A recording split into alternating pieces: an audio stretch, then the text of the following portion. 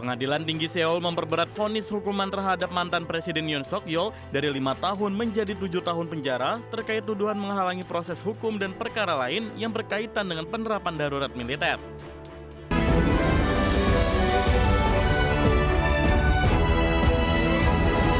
Mantan Presiden Korea Selatan Yoon Suk Yeol divonis 7 tahun penjara oleh Pengadilan Tinggi Seoul. Yoon dinyatakan bersalah karena menghalangi penyidik yang hendak menahannya pada Januari tahun lalu. Pengadilan Tinggi Seoul memperberat vonis hukuman terhadap mantan Presiden Yoon Suk Yeol dari 5 tahun menjadi 7 tahun penjara terkait tuduhan menghalangi proses hukum dan perkara lain yang berkaitan dengan penerapan darurat militer. Putusan tersebut dibacakan dalam sidang pengadilan tinggi yang menyatakan Yoon bersalah karena menghalangi penyidik yang hendak menahannya pada Januari 2025 terkait kebijakan darurat militer pada bulan sebelumnya. Adapun pengadilan banding menguatkan sebagian besar temuan pengadilan tingkat pertama, termasuk menyatakan Yoon bersalah karena memerintahkan penghapusan catatan telepon yang bersifat rahasia serta mengeluarkan dan kemudian membuang pernyataan palsu setelah dekret darurat militer dicabut. Pengadilan juga menyatakan bahwa hak 2 anggota kabinet yang tidak menghadiri rapat telah dilanggar sehingga membatalkan putusan pengadilan sebelumnya terkait hal tersebut.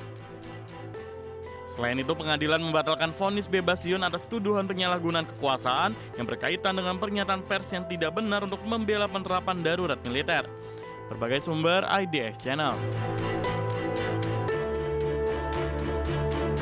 Ya, pemirsa, menyambut kedatangan gelombang pertama jemaah haji dari Madinah, daerah kerja Mekah memastikan garis pertahanan logistik dalam status siaga penuh. PPIH Arab Saudi Dakar Mekah menjamin kebutuhan konsumsi jemaah terpenuhi 3 kali sehari dengan cita rasa asli Nusantara. 12 kelompok terbang atau kloter perdana jemaah haji Indonesia dijadwalkan merapat di kota Mekah pada Kamis 30 April. Ribuan tamu Allah ini akan langsung mendapati pemukiman di sektor 7 wilayah Misfalah. Guna memitigasi permasalahan distribusi makanan di hari pertama, Kepala Dakar Makkah Ihsan Faisal memimpin langsung inspeksi ke dapur Al-Zat. Fasilitas logistik berskala raksasa ini dipastikan mampu memproduksi 6.150 porsi makanan dalam sekali siklus memasak. Kapasitas masif ini disiapkan untuk menyuplai jatah makan jemaah sebanyak 3 kali sehari, yakni pagi, siang, dan malam dengan takaran nutrisi yang telah diukur presisi oleh ahli gizi. Jadi jemaah Indonesia tidak perlu khawatir, ya. Makanan sudah kita siapkan setiap hari 3 kali sehari, dan itu insya Allah menunya pun sudah sesuai dengan menu yang sudah disusun oleh para ahlinya, keseimbangan gizi dan sebagainya. Untuk menjaga stamina dan selera makan, konsumsi jemaah menggunakan bumbu masakan Nusantara guna mempertahankan cita rasa Nusantara. Kebijakan penggunaan bumbu tanah air ini diharapkan dapat mengobati rasa rindu kampung halaman, sekaligus menjaga nafsu makan jemaah di tengah cuaca ekstrim. Sebelum didistribusikan ke jemaah, sampel harian diserahkan kepada seksi konsumsi.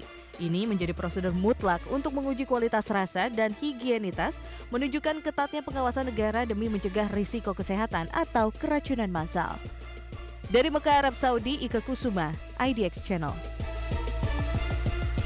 Ya, pemirsa, menjadi garis pertahanan medis utama bagi ratusan ribu tamu Allah di Kota Suci, Klinik Kesehatan Haji Indonesia atau KKHI Mekah resmi mengoperasikan layanan darurat 24 jam tanpa fasilitas rawat inap. Skema baru ini dirancang untuk mempercepat intervensi medis sekaligus memastikan legalitas pelayanan sesuai dengan regulasi Kerajaan Arab Saudi. Kesiagaan total kini terlihat di setiap sudut Klinik Kesehatan Haji Indonesia daerah kerja Mekah jelang kedatangan gelombang pertama jemaah dari Madinah.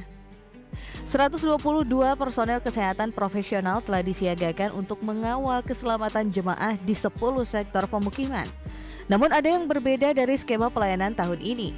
Guna mempercepat penanganan dan mematuhi regulasi lokal, KKHI Mekah tidak lagi menyediakan fasilitas rawat inap. Klinik kini berfungsi sebagai Urgent Care Center atau UCC berbasis rawat jalan, tindakan cepat, dan rujukan. Tahun ini tuh tidak ada rawat inap. Jadi kita seperti klinik 24 jam. Klinik 24 jam itu bunyinya UCC, Urgent Care Center. Jadi karena UCC level 2, level 3, kita layanannya layanan klinik 24 jam, rawat jalan, kemudian kita lakukan tindakan, kemudian kita rujuk ke Rumah Sakit Arab Saudi. Meskipun tidak lagi menyediakan rawat inap, fasilitas pendukung seperti radiologi dan laboratorium tetap disiagakan dalam status kesiagaan tinggi.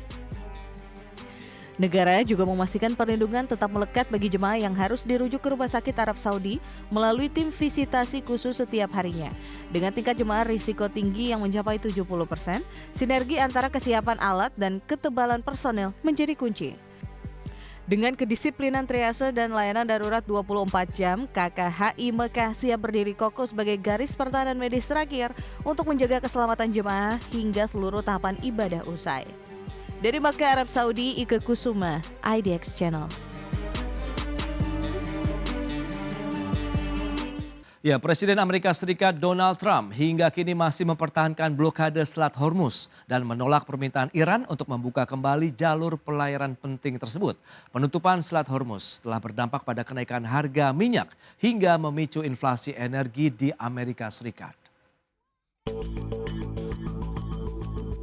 Presiden Amerika Serikat Donald Trump menolak permintaan Iran untuk membuka kembali Selat Hormuz dan memilih mempertahankan blokade Angkatan Laut Amerika Serikat untuk menekan Iran terkait program nuklir.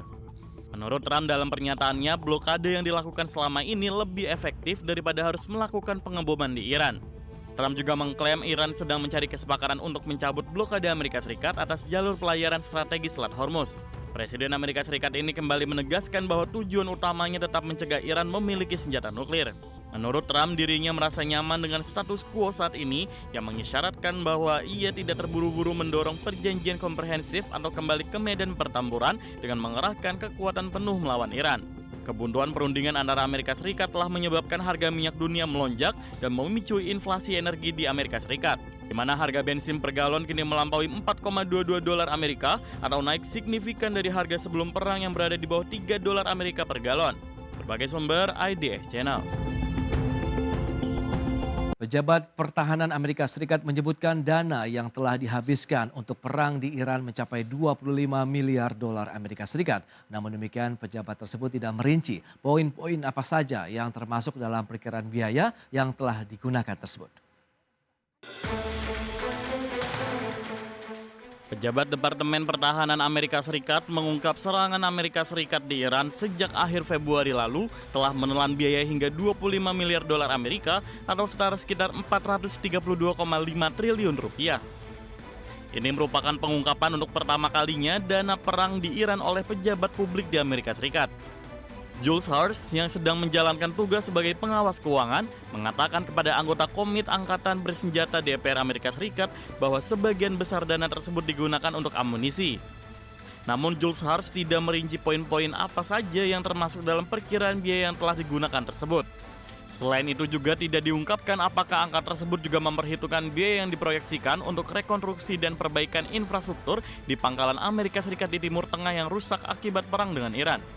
Selain itu juga masih belum jelas metode perhitungan yang dilakukan oleh Pentagon hingga merilis angka 25 miliar dolar Amerika sebagai biaya yang telah dikeluarkan untuk perang di Iran.